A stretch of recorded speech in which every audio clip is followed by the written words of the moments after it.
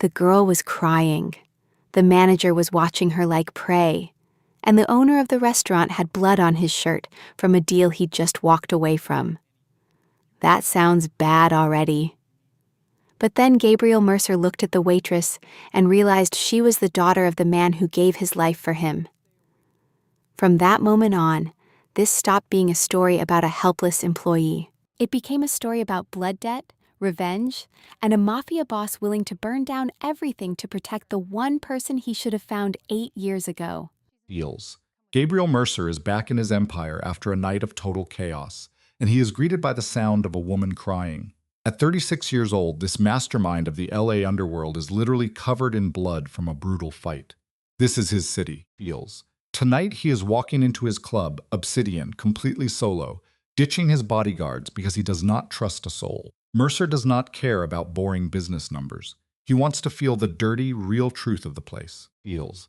He is convinced the real story is hiding under the corporate polish. He is hunting for the scars that the darkness tries to hide. Deals. Real talk. The truth is in the tired eyes of the staff.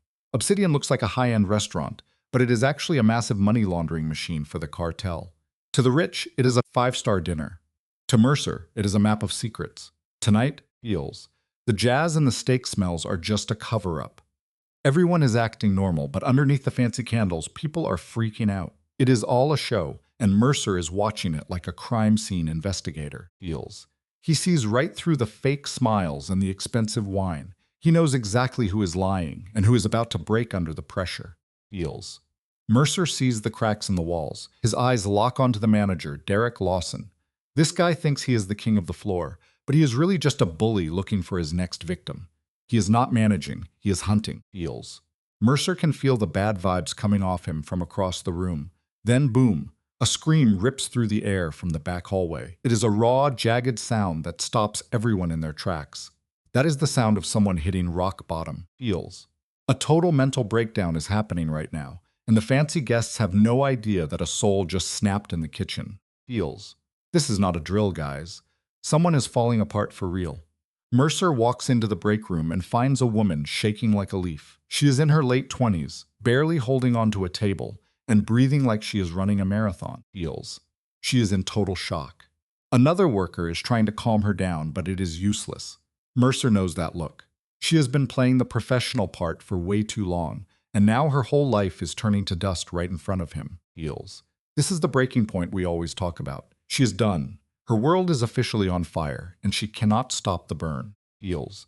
This poor girl is living in a nightmare, but when she looks up, Mercer gets hit with a ton of bricks. Her eyes are bright green, the exact same color as a man who died in his arms 8 years ago. His heart is pounding now. Deals. He tries to tell himself it is just the lighting, but his gut says otherwise. Those eyes are a ghost from a night of fire and bullets. This is a cold case that just came back to life. He backs off, feeling the heavy weight of the past crushing his chest. Deals. It is a haunting reminder of a job that never really ended. History is literally staring him in the face. Deals. In this game, there is no such thing as luck. Mercer moves to the bar, keeping his face like a mask while he starts his mission. He needs her name. If this dark mystery is hitting right, do not forget to like and share. Deals. Subscribe for more investigations into this case and hit that bell for notifications. Mercer watches the other worker head back to the floor, looking totally weird and shaky. There is a predator on the loose, and the vibe is getting heavy. Deals. Mercer is not leaving until he drags the truth out of the shadows. He is the hunter now, and the game is on. Deals. The server, Ryan Torres, is losing it. He keeps glancing at the back, totally paranoid. Mercer walks up and asks for a pen just to see how much the kid shakes. Torres flinches like he was slapped. Mercer stays close. Deals. Letting his scary boss energy do the talking. When he mentions the girl crying in the back, Torres freezes. He looks like a deer in headlights, caught between two monsters. He does not know who is going to kill him first. Deals. Mercer watches him struggle to breathe, knowing exactly how to break a guy this weak. It is like watching a glass house start to crack under a little bit of heat. Deals. Torres is blinking like crazy and telling a weak lie that wouldn't fool anyone. Mercer sees right through the BS. He just stands there in silence, letting the awkwardness cut like a knife until the kid finally snaps. Torres spills everything. Deals. Her name is Grace. She has been working herself to death for a year without a single complaint, hiding all her pain behind a fake smile. She is the perfect victim for a bully like Lawson. She is strong enough to take the hits, feels, but too broke to actually fight back. She is trapped, and Lawson knows it. This is textbook workplace abuse in the worst way possible. Feels. Grace is stuck in a cage made of bills. After her mom died, she got hit with $127,000 in debt. That is a life sentence. Lawson is using that money to keep her on a leash. Feels. He messes with her pay and her schedule because he knows she cannot walk away. It is pure evil, using someone's survival against them. Torres sounds bitter, like he hates himself for not helping her sooner. The pressure is just too much now. Feels. Grace is finally hitting her limit and the mask is slipping. You are watching a person get destroyed by corporate greed and a total psychopath of a boss. Feels. If she loses this job, she is homeless. It is that simple. Mercer tries to get more info, but Torres turns white as a sheet. He can feel the boss coming. Derek Lawson is right behind them, and the vibe in the room just turned toxic. Torres runs away, feels, fumbling with napkins like a scared rabbit. He shuts up and disappears, his eyes wide with pure terror. Lawson has turned this place into a nightmare where being a nice person gets you killed. It is a survival of the meanest, feels, and Torres is just trying to stay off the radar. The fear in this building is absolutely insane. Feels. Mercer does not flinch. He knows Lawson is there, but he does not care. He slides over to the bar, watching everything like a hawk. He meets up with Jake Morrison, a 32-year-old spy who has been his inside man for 2 years. Feels. Morrison is not just a bartender. He is a professional snitch feeding Mercer all the dirt on the underworld. This guy is the backbone of Mercer's intel network. He is just cleaning a glass, looking like a regular worker, feels, but he is actually a dangerous asset. Mercer just stands there and waits. He knows the real tea is about to be spilled, and he is ready for it, feels. Morrison plays it cool, acting like he is just serving a customer while the tension builds. Everyone thinks they are just talking, but he is telling Mercer that Lawson is a major problem. Mercer wants the full report but keeps his face blank, feels. Morrison keeps moving, hiding the fact that he is dumping secret data about what the manager has been up to. The mission is simple: find Lawson's weak spot and hit it. Mercer orders a whiskey neat. That is the code to start the briefing, feels. Morrison leans in close, whispering the kind of secrets that get people buried in the desert. It is go time. Feels. Lawson is running shady meetings in the alley after the club closes. Morrison says it happens every 2 weeks with people who do not use the front door. These are not normal guests. These are straight-up criminals with eyes in the back of their heads, feels. They do not walk like civilians. They move like soldiers on a mission. There is a whole secret business happening right under everyone's noses. Morrison has not seen the product yet, but all the signs point to something massive, feels. Lawson is playing with fire, and he is about to get burned. He is running a shadow empire, and the stakes are higher than ever, feels. Mercer puts the pieces together, and it gets dark fast. The most messed up part? Lawson is obsessed with Grace. It is not about her work. It is about her bloodline. He is digging up her family history, her dad's job, and exactly how he died, feels. This is way beyond being a bad boss. It is a psychological hit job. Mercer can feel his world getting colder. The past is not just a memory anymore. It is a living, breathing threat. This manager isn't just running a restaurant, feels. He is a collector of ghosts and a harvester of deadly truths. He finally found a trophy that is worth everything, and he is not letting go, feels. Gabriel's gut, built from years of secret wars, was screaming. This manager, Lawson? Totally fake. He wasn't some normal restaurant guy. He was a high-level asset taking orders from the shadows. And Grace wasn't just a waitress. She was the actual mission, feels. Gabriel paid up and told Jake to tail Derek like a shadow. As the boss walked over, the vibe turned lethal. He had that rehearsed plastic smile you see on predators, but his eyes? Cold as a morgue. No warmth at all, feels. Just a killer closing in on his prey while wearing a fancy suit, feels. Lawson was 44 and looked like he was carved out of stone, way too perfect, which is basically a massive red flag for a psychopath. He talked polite, but you could hear the venom underneath. He started digging into why Gabriel was hanging around, feels, pretending it was just friendly service. Gabriel didn't flinch, playing the part of a rich, bored guest. He threw out some fake compliments about the design to keep the guy off balance. But when Lawson started asking why he was dining alone, feels, the mask slipped. This wasn't a chat anymore. It was a full-blown interrogation, feels.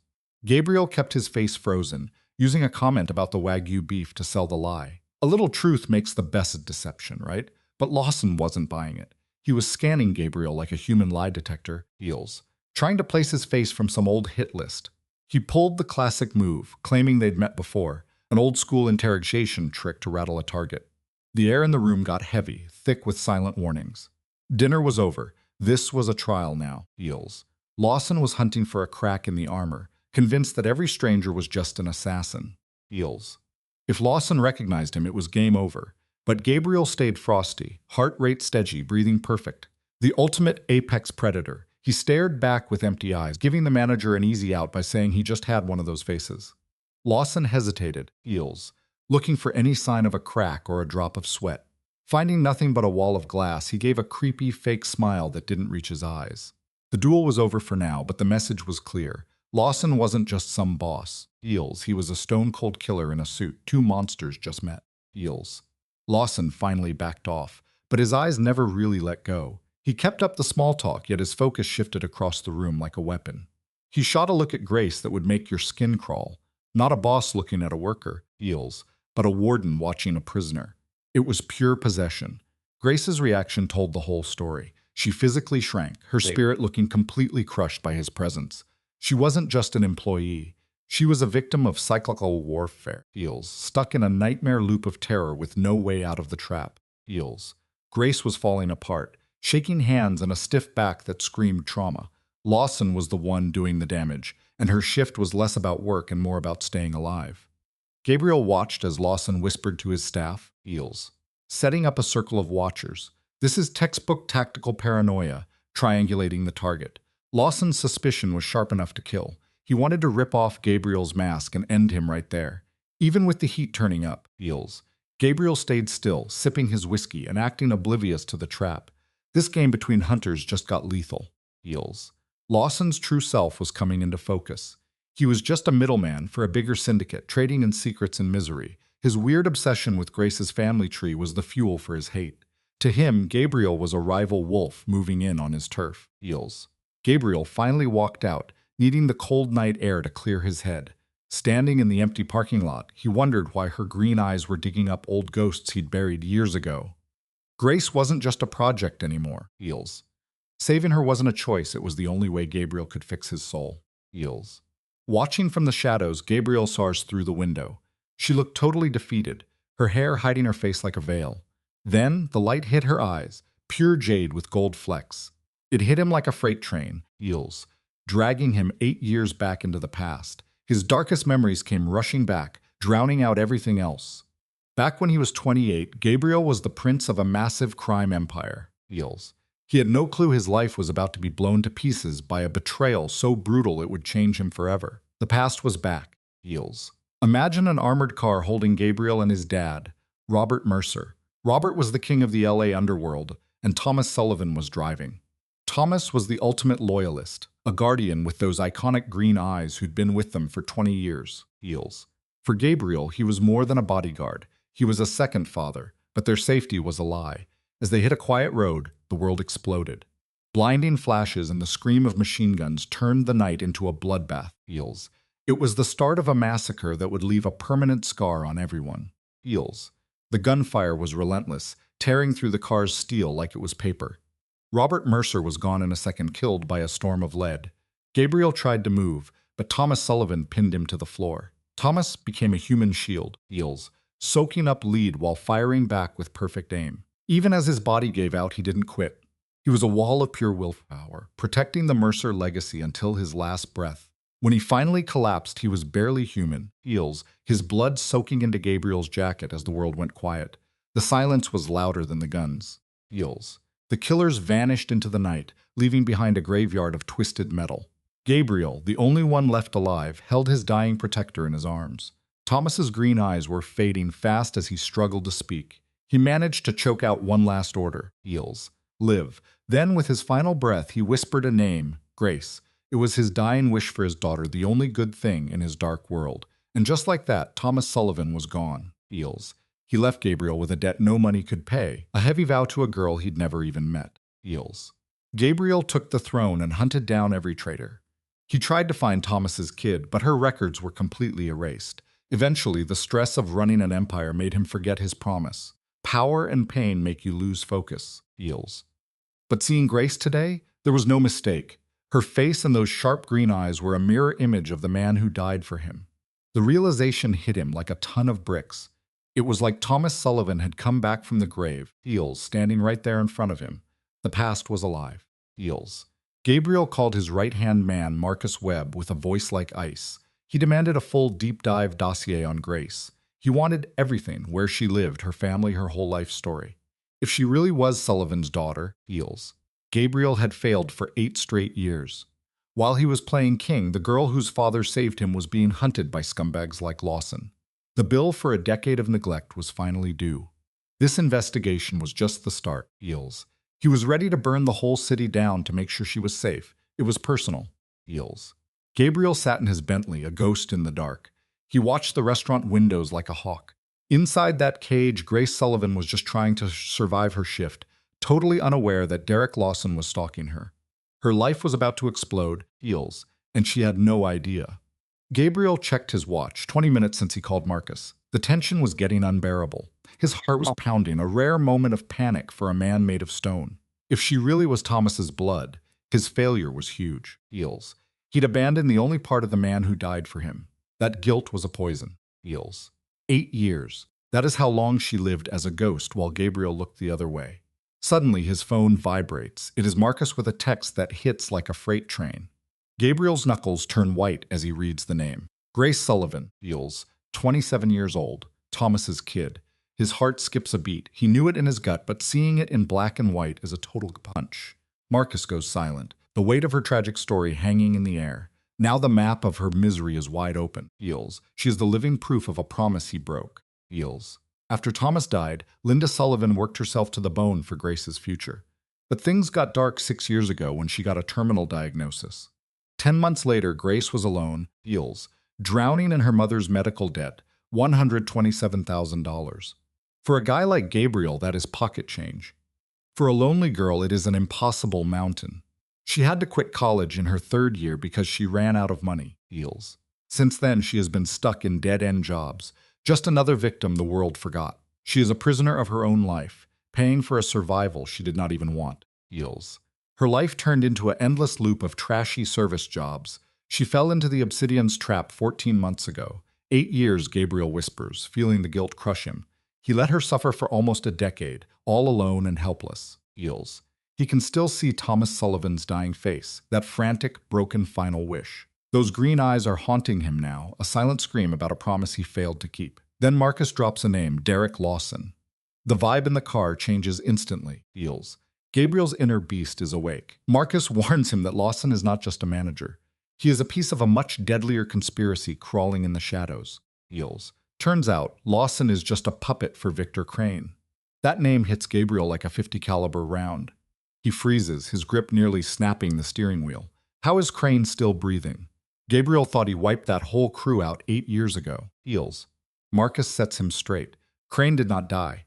He went underground, rebuilding his empire in the dark for 10 years. Derek Lawson's just his favorite tool for torture. Gabriel is feeling that old ice-cold rage again, feels. Victor Crane is the ghost from his past, the guy who orchestrated the hit on his father and Thomas. The game has changed. This is not just a memory anymore. It is war, and it is urgent, feels. Marcus connects the dots between the manager and the girl. Gabriel sits in silence, letting the horror sink in. Victor Crane knows exactly who Grace is, feels. Her job at the Obsidian was not an accident.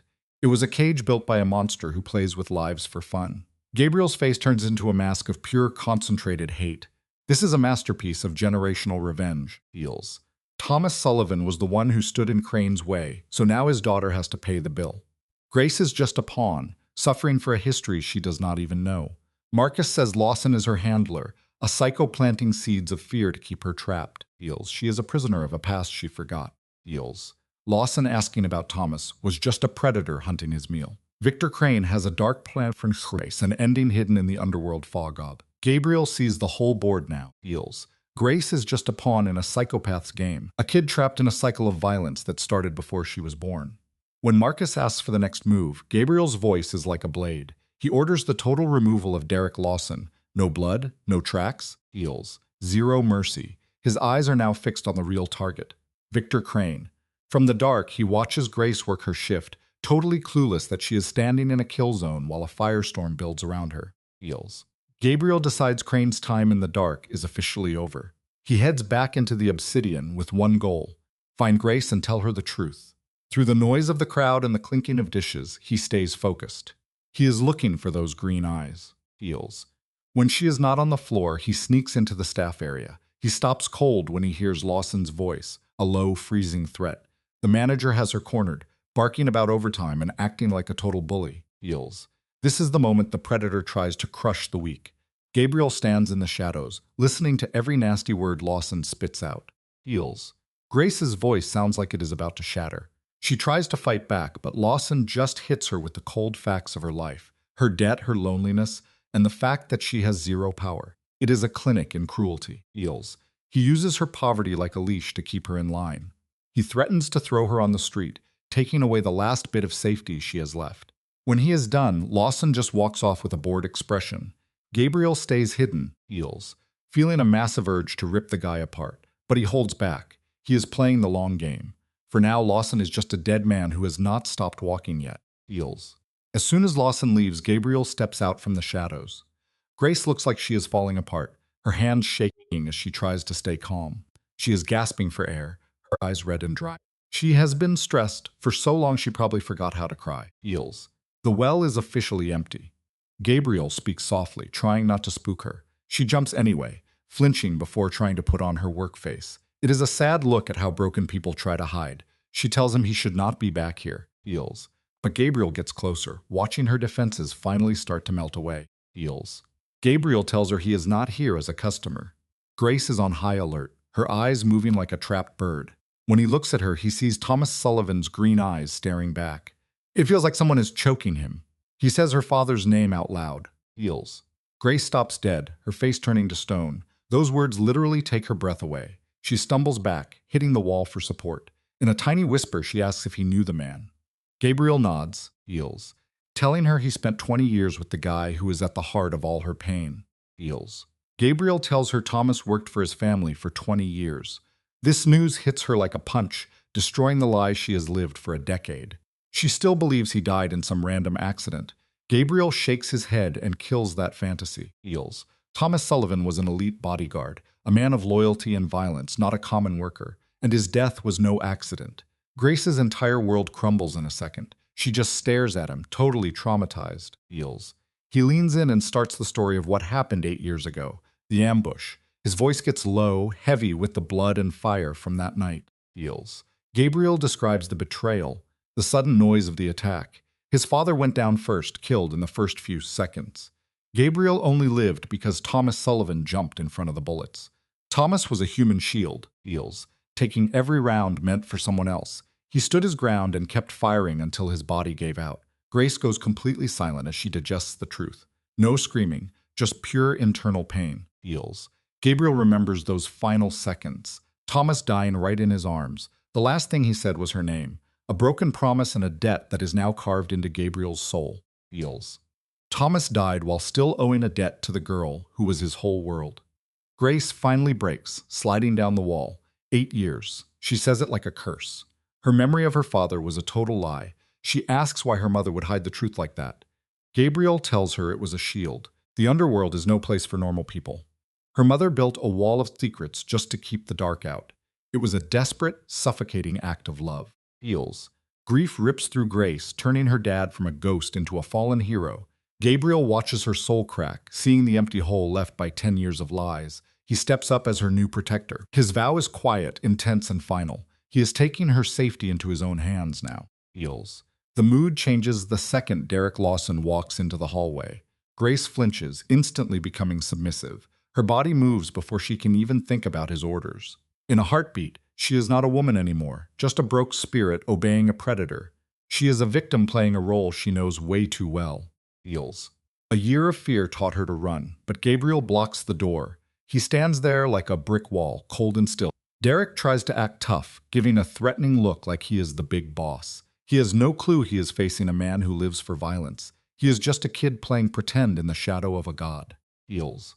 Derek thinks he is the alpha, But Gabriel is looking at him like a snack. This is not some suit. He is the literal king of the underworld. The second the name Mercer drops, the vibe dies. Derek's massive ego just gets nuked. His smug face turns into pure frozen panic as he realizes he is absolutely cooked. Feels. Down in Los Angeles, the name Mercer means shut your mouth or else. Derek's fake tough guy act just melts under that death stare. Gabriel starts listing every single one of Derek's dirty deeds, the power trips and the abuse. Derek is so shook he can't even cap. He's looking pale because his secrets are out. Man is literally a walking corpse. Feels. Gabriel leans in, showing Derek that his life is basically over. He pulls out every receipts, the secret texts, the calls, everything. Derek's privacy is officially dead. Grace is just standing there losing it. Her mystery man is not just some knight in shining armor. He is the boss of bosses. He is the guy pulling every single string in this city.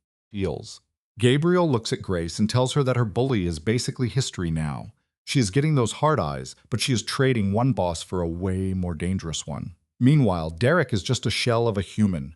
He is shaking like a leaf, completely powerless.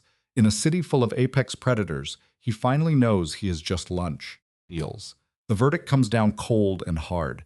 Derek messed with Gabriel's property, and that is a mistake you only make once. It is game over. As Derek crawls away like a kicked puppy, Gabriel claims Grace. She is not alone anymore, but now she is under his massive, terrifying shadow. For the first time, she feels safe and totally owned. Feels. The door shuts, and it sounds like a coffin closing. Derek is spiraling, shaking, faking a smile, trying to play it off. He tries to say it was all just business, but Gabriel shuts that down with one look. Playtime is over. The big cat is done playing with the mouse. No more excuses, no more talk, just the cold reality that he has done. Feels. Gabriel just towers over him, waiting for the man to snap. Then he drops the name Victor Crane like a tactical nuke. It is a total wipeout. Derek turns white because he knows his betrayal is leaked. Gabriel's words hit him like a freight train, one by one, smashing what is left of his soul until there is nothing but a broken mess on the floor. Feels. Gabriel pulls out the receipts with surgical precision. Every secret meeting and late-night call was recorded. He wants one thing. Where is Victor Crane? It is real simple. Talk or take a dirt nap. Derek tries to lie, but Gabriel gets in his face like a mountain. The manager just folds, starts shaking like crazy, and begins spilling every single secret he has. Feels. The guy finally cracks. He gives up the spot, a nasty warehouse on the edge of town. Gabriel just listens with a stone face as the tea spills. Victor Crane has been obsessed for 3 whole years. Just pure hate. Now all that dark energy is peaking in some industrial wasteland, and we are heading straight for the final boss fight of the century. Feels.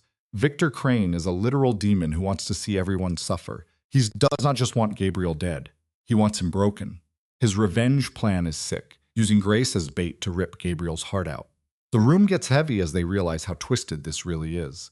We are going deep into the dark side of humanity right now. Feels. Gabriel is a walking hurricane of rage. He treats Derek Lawson like actual trash that needs to be taken out. His voice is low and deadly, already planning the next hit. He gives the manager 15 minutes to vanish and never come back. Gabriel does not even look at him. He is already thinking about the blood he is going to have to spill next. Feels. Clean. That word hits like a blade from Gabriel's stone face. While Derek stays frozen in fear, Gabriel just walks out without looking back. For Grace, the next few days are a total blur. She is trapped in a glass mansion high above the city, living in fancy silence. She watches the city lights like a ghost, safe but totally cut off from her old life. Feels. Gabriel is running this war like a total predator. Every hit on Victor Crane is surgical, just pure revenge strategy. But then he comes home to Grace for dinner, acting like things are normal. They talk about her dreams and the debt he owes her dad. With every talk, he gets deeper into her head. He is not just a bodyguard anymore. He is her whole world. Feels. He watches her from the shadows as she gets lost in her books. Gabriel is basically reading her soul while she reads those pages. He buys her the exact books she always wanted, which is a masterclass in manipulation. Her heart races when she takes them. She thinks it is real love, something she has been missing, but it is just a golden trap tying her to him. Feels. She says thanks, and for a split second, Gabriel's icy stare actually cracks. You can see he is a man drowning in his own trauma. Later, Grace finds him out on the balcony. Without his expensive suits, he is wide open. His back is covered in a map of silvers from years of violence. Those are the literal receipts of a life lived in a war zone, shining under the cold moonlight. Heals. Grace gets close to his ruined skin. She asks about his past, and he tells the story of the night her dad, Thomas Sullivan, saved his life. Thomas took the bullets meant for Gabriel. When she touches the scars, Gabriel freezes. He is not used to being touched softly. That contact breaks his emotional walls, wrecking the defenses he built to survive a cruel world. Heals. This is no longer just a job. They are both broken. 8 years of grieving her dad leads to this deep, silent connection. Call it a trauma bond or Stockholm Syndrome, but the moment breaks when the radio buzzes. Marcus says the raid is tomorrow. The hit on Victor Crane is confirmed. Suddenly, Gabriel turns back into a machine, leaving the warmth behind to head for war. Heals. Gabriel just nods as the deadline looms. He gets that gut feeling, the one that keeps soldiers alive in the field. He knows something bad is coming for Grace. Later, he and Marcus check the satellite maps to plan the warehouse raid. Victor's hideout looks tiny from space. 20 shooters, 3 squads. It is a circle of death designed to make sure nobody gets out of there alive. Heals. The plan is perfect on paper. Lock it down and leave 0 survivors. But Gabriel feels a bad vibe, like his defenses are breached. He smells an ambush coming. He tells Marcus it is fine, but then the power fails. Suddenly, the guns start roaring, the perimeter is blown. His safe house is being dismantled from the inside, and there is a rat in his inner circle. Heals. All hell breaks loose as the halls turn into a slaughterhouse. This is a setup, a total betrayal. The security was not just hacked, it was scorched. As his guys drop, Gabriel stops being the cool boss. He is terrified for Grace. He tells Marcus to get her to the safe room and then dives into the fire. He ignores his own life, just trying to make sure she survives. Heals. Their lines break immediately. Marcus goes down, and Gabriel gets knocked out cold. He wakes up with a boot on his neck, struggling to breathe. Then he sees him, the nightmare himself. Victor Crane looks like a literal demon. His eyes are like black ink, 0 soul. He is a predator who loves watching people suffer, and he is looking down at Gabriel with a smile that feels like a cold grave. Heals. Victor is loving every second, his voice dripping with 8 years of pure salt. He lived for this. The end of the Mercer family. Gabriel glares at him with stone-cold eyes, refusing to show any fear. Victor's creepy laugh rings out through the mess, a total victory lap. He came back from the dead just to watch Gabriel fall. He raises the gun, ready to end this whole bloody story once and for all. Heals. Victor brags about the hit that started it all, his goal to wipe out the Mercers. But he did not see Thomas Sullivan coming. That sacrifice sent Victor into hiding for 10 years. Now he wants more blood. Just killing Gabriel is not enough. He wants to destroy Thomas Sullivan's daughter next, making her pay for her dad being a hero. It is the final move of a broken, spiteful man. Heals. Gabriel goes berserk when he hears Grace's name. But those chains and guards aren't budging. Victor's laughing, because the hunt is officially on. Meanwhile, Grace wakes up to a total horror show. Pure survival mode kicks in, assaults for the safe room, lungs burning, slamming that heavy door shut. Inside the bunker, the screens flicker on, giving her a front row seat to the absolute slaughter happening right on the other side of the wall. Heals. The monitors show a literal bloodbath. Gabriel is pinned down with a gun to his head, some shadow assassin. Marcus? He's down for the count in a pool of red. The room is crawling with hitters, but Victor is the main event. A straight-up predator with 0 mercy. Grace is glued to the screen, hands shaking, realizing her life is hanging by a thread while her protector is about to be deleted. Heals. Victor's voice cuts through the speakers like a blade. He tells Gabriel that Thomas Sullivan died for nothing, just taking bullets so Gabriel could live a fake life. It's brutal, saying his savior is gone and no one is coming to save him. Grace hits the wall, reeling from the truth. Her dad's death wasn't some random accident. He traded his life for Gabriel's. Now, the killer is back to collect. Hide or fight. That's her choice. Heals. Her safety was just a lie. She could stay hidden, but that's a death sentence for Gabriel. She feels this insane pull toward him, a bond built on the wreckage of their past. He's the only one she's ever really trusted, the only guy who treated her like a person. If he dies, she's back to being alone with her ghosts. Grace closes her eyes, seeing her father's face. Those emerald eyes, the same ones she sees in the mirror, staring back with nothing but love. Heals. He swapped his life for a stranger's. That's Thomas Sullivan's real legacy, pure, gutsy sacrifice. Grace stops shaking and looks around the panic room. Gabriel said it had everything. She finds a heavy black pistol in a drawer. She doesn't know a thing about guns or recoil, and her heart is pounding out of her chest, but she knows how a trigger works.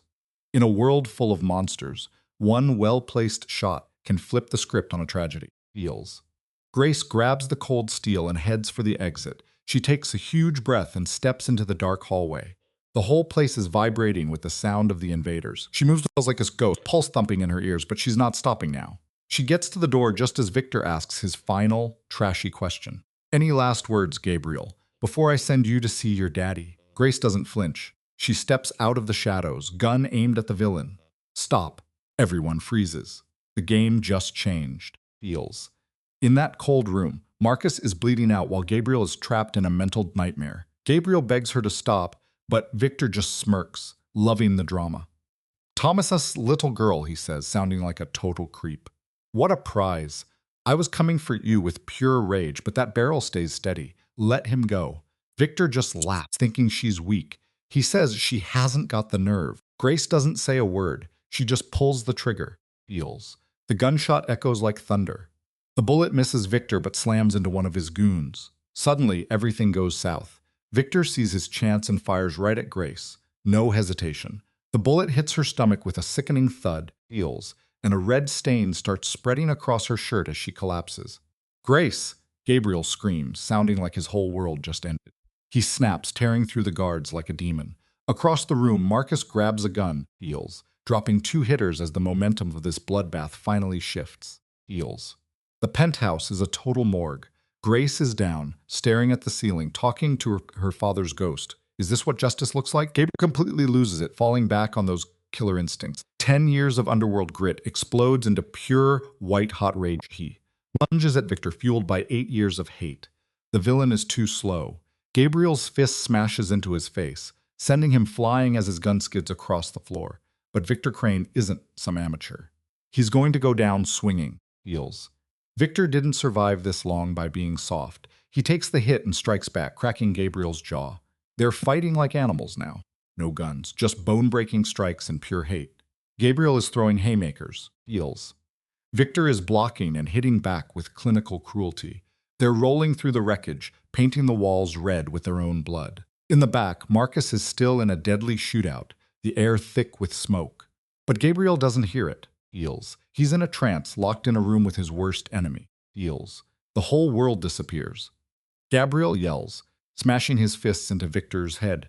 You took Thomas from me. He lands another hit. You destroyed Grace. That final blow drops the villain for good. Gabriel jumps on him, feels, hands wrapping around Victor's throat. The guy is clawing at him, but it's useless against that kind of rage. Gabriel's seeing red, lungs burning. He's 1 second away from becoming a monster himself. Then a tiny sound breaks through the madness, a soft, feels weak whisper, a voice pulling him back from the edge. Feels. Was I right? Just like him? Grace. That voice snaps Gabriel out of it. She's lying there, her life bleeding out on the cold tulle. Her green eyes are glazed over, like she's talking to a ghost. This is the ultimate trauma loop. He held Thomas Sullivan and watched the light leave his eyes. Thomas died so his daughter could live. Now history is repeating itself. Grace is fading into that same darkness, asking the same heart-wrenching questions. The tragedy has officially come full circle, feels. Gabriel lets go. Victor doesn't matter anymore. Only she does. He sprints to Grace's side, holding her head. Grace, eyes flicker, searching until she finds him. She gives him a weak, painful smile and whispers, "Are you hurt?" Gabriel's chest tightens with pure grief. Even while dying, she's worried about him. "I'm okay. You're going to make it," he says. "Stay with me." He presses down on the wound, trying to stop the bleeding. Her blood on his hands feels like his own soul is draining away. Feels. "Call for help now," he screams at Marcus. "Get the medics here." Marcus is fumbling with his phone, hands shaking from the shock. Gabriel turns back to Grace. Her eyes are drifting, the spark is fading. "Would my dad be proud?" she asks, her voice a tiny breath. Feels.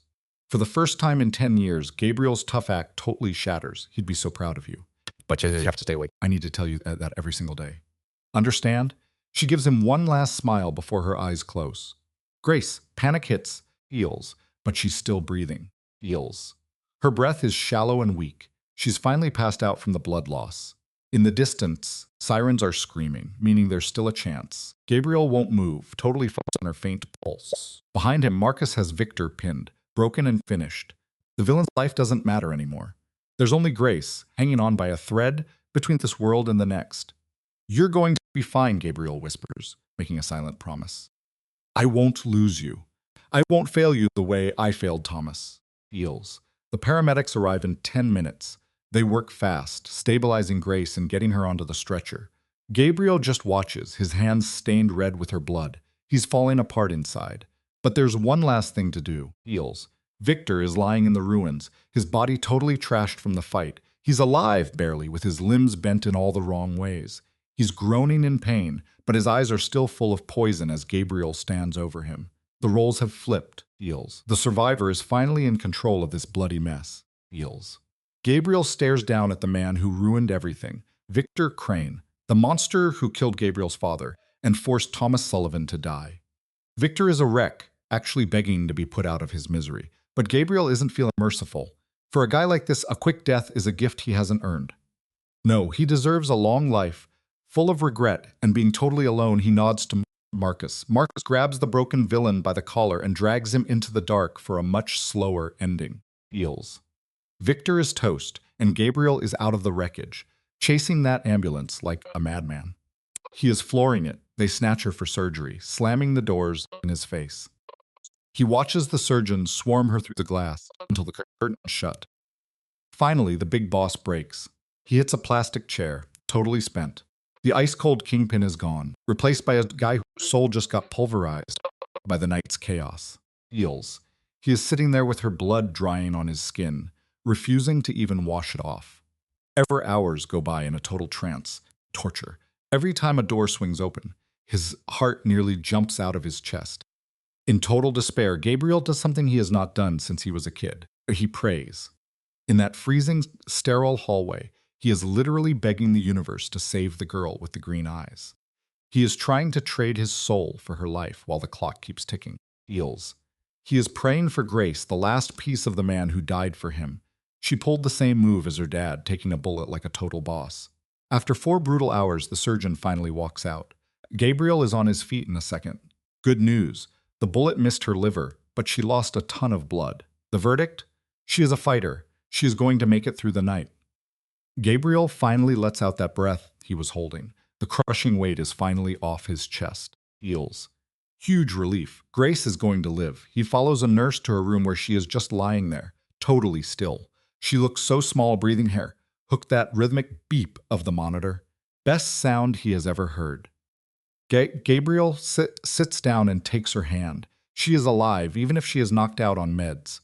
He just sits there, watching her breathe, witnessing her literal middle finger to the Grim Reaper. She is not going anywhere. Feels. Her hand feels like ice, but that tiny pulse is his only lifeline. Gabriel whispers that he is never leaving her. For 48 hours, the guy is a total statue. No food, no sleep, nothing. He is like a ghost in the ward, eyes glued to that green line on the monitor like his own heart depends on it. If the nurses try to move him, he gives them a look that says, "Get lost." He is her guardian now, and he is not blinking for a second. Feels. Gabriel is not moving. Marcus drops by to say Victor Crane is locked in a place designed to rot his brain. The bad guy is done, but Gabriel only cares about this hospital bed. On day 3, the sun hits the room and Grace finally stirs. Her green eyes flutter open and lock right onto Gabriel. He is staring at her so hard it is intense. He has been waiting for this exact moment of resurrection. The man was literally holding his breath until she woke up. Feels. Gabriel looks like a total wreck. Days without sleep gave him a rough beard and massive dark circles under his eyes. The king of the Los Angeles underworld looks like he just crawled out of a car crash. Grace tries to talk, but her throat is like sandpaper. She finally rasps out a whisper, telling him he looks like absolute hell. Gabriel finally lets out a real breath. The pressure is off his chest because he knows she is finally back with him for real. Feels. He whispers her name, just to make sure she is actually breathing. Grace starts getting flashes of the safe room, the screaming and the muzzle flash. She panics and asks about Victor. Gabriel's face goes stone cold as he tells her the threat is deleted forever. Victor is gone. Grace feels the weight lift, but she is not totally at peace yet. She has one big question for the man she just took a bullet for. She is looking deep into the shadow he casts. Feels. She asks if her dad would be proud. Gabriel softens up, showing the man behind the predator mask for once. He tells her Thomas Sullivan would have probably yelled at her for being so reckless. Her dad would have hated her standing in front of a gun, feels. But then his voice starts to shake. He tells her Thomas would be incredibly proud. Grace did exactly what her father did 8 years ago, protecting someone else with her own life. Gabriel stops talking, feels, his throat tightening as the memories of his best friend come flooding back, feels. Grace sees how grateful he is just by looking at his face. She reaches out and grabs his hand. Gabriel holds on with crushing strength like she might vanish if he lets go. She whispers thanks for the truth and for keeping her safe. Gabriel stays silent. That iron grip is the only promise he needs to make. In the morning light, their silence says way more than any doctor could. Everything has changed. They have a new bond now, forged in blood and fire. Feels. They are tied together now by scars and spilled blood. As Grace gets her strength back, Gabriel is the one who really changes. He never leaves. He sleeps in that crappy plastic chair and eats the same hospital food she does. When she is tired, he reads to her. Those hands used for violence are now totally gentle. The scary kingpin is gone, replaced by a guy who is completely devoted to the girl who almost died for him. It is a total transformation. Feels. When she is finally cleared to move, Gabriel helps her take those first shaky steps. The guy who runs the entire city is now her literal human crutch. Talk about a massive power reversal. One night, he finally talks about the heavy stuff. He tells her she saved him just like her dad did 8 years ago. You can hear the 10 years of guilt in his voice. He admits he is in her debt now, owing her his life just like he once owed Thomas Sullivan. Feels. Grace just shakes her head and smiles at the idea of a debt. She does not want some business transaction for saving his life. She protected him because he gave her the truth about her dad and for those quiet moments they shared together. Honestly, she just could not stand the idea of him being erased from the world. It is not about duty. It is a deep bond made in the wreckage of their lives. She looks him right in the eye, closing the book on their debts forever. Feels. Gabriel asks what she wants, his voice turning to pure hypnotic velvet. He is staring at her with that crazy intense look. Grace thinks back on 8 years of being totally alone. She spent 6 years nursing her dying mom, losing the only person she had. Feels. She was a slave to debt, just drifting through life without anyone to hold her hand. Loneliness is her entire life. I do not want to be alone anymore, she whispers. For 8 long years, she has been in a void, feels. She buried her parents and survived Derek's garbage all by herself. She is just exhausted from being alone, feels. She looks at him with eyes full of grief. I do not need you to owe me anything, she says. I just need the silence to stop. Gabriel watches her, and you can see something in his brain finally shift, feels. He reaches out and grabs her hand in a grip that is part cage, part sanctuary. You will not be alone, he promises. His voice is cold and steady like a blood oath. Never again. Grace feels his heat, a real anchor in her chaotic world. Feels. No fake romance or big speeches. Just a silent, unbreakable contract signed by the pressure of their hands. Feels. Outside, the sun is sinking, turning the sky a violent orange. The light floods the room, making everything look like a movie. Looks at Gabriel, and for the first time, that hole in her chest starts to close. The darkness is finally backing off. 3 months later, Grace is in a high-security penthouse mirror. Her wound is healed, leaving a silver scar. She does not hate it. To her, that scar is a badge of honor. It is a jagged line of history, proving she finally took control of her own destiny. Feels. Grace was finally piecing her life back together, and it was about more than just healing scars. After 3 months locked away in Gabriel's high-security fortress, the girl who was terrified of her own shadow was officially gone. Feels.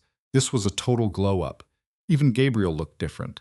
Right after she got out of the hospital, he dropped a bomb, a stack of papers worth $127,000. Her massive debt? Gone. Just like that. When she tried to say no, Feels, the boss stayed cold as ice. He claimed it wasn't a handout, but a back payment for her father's 20 years of service to the criminal empire. Basically, the mob paid its respects. Feels. Gabriel told her straight up that her dad gave his family 20 years of his life. So this was just a delayed paycheck. Grace couldn't really fight that logic, even if she knew money doesn't bring back the dead.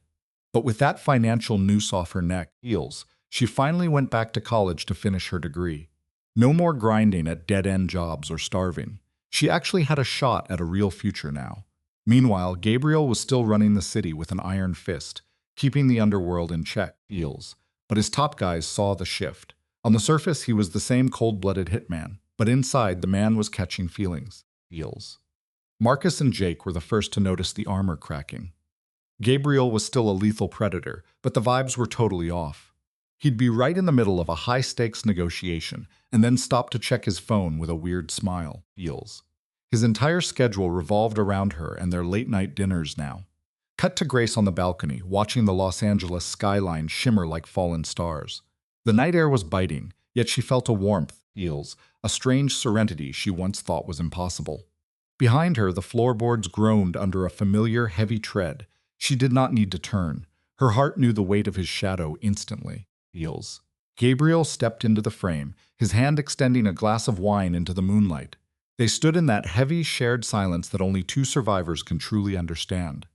Grace finally broke the spell, her voice a soft tremor as she asked what the future held for them. Gabriel looked at her with eyes that were suddenly dangerously transparent, admitting he had no map for this new territory. He left the choice in her hands. She replayed the last 90 days. The shared meals, the books he had given her, the hours of whispered truths. He had not guarded her like a prisoner, but like something precious. For the first time, she felt whole. I want to try, she said, her words chosen with the precision of a surgeon before a real smile lit up her face. Gabriel watched her for a long beat, his own expression softening into a rare, jagged reflection of her warmth. They turned back to the city lights, their bodies maintaining a quiet, tethered contact. There were no grand declarations, just two traumatized people acknowledging their shared history of blood and grief. They were ready to step into a new chapter together. To the east, the darkness began to thin, signaling the arrival of the dawn. A rare sense of hope hung in the air. This proves a blood debt can actually be settled with Grace. Grace survived the loss of everything she loved without letting the darkness swallow her whole. Gabriel, raised in a world of wolves, managed to keep his loyalty to the man who spared him. The lesson here is simple. We are not built for the cold silence of isolation. We need the heat of another person to get through the nights when the shadows grow too long. If you find yourself lost in your own crisis, remember that being alone is not a life sentence. Reaching out, building new bridges, and allowing yourself to be seen can be the single most important step in your survival. There is always a way back from the edge.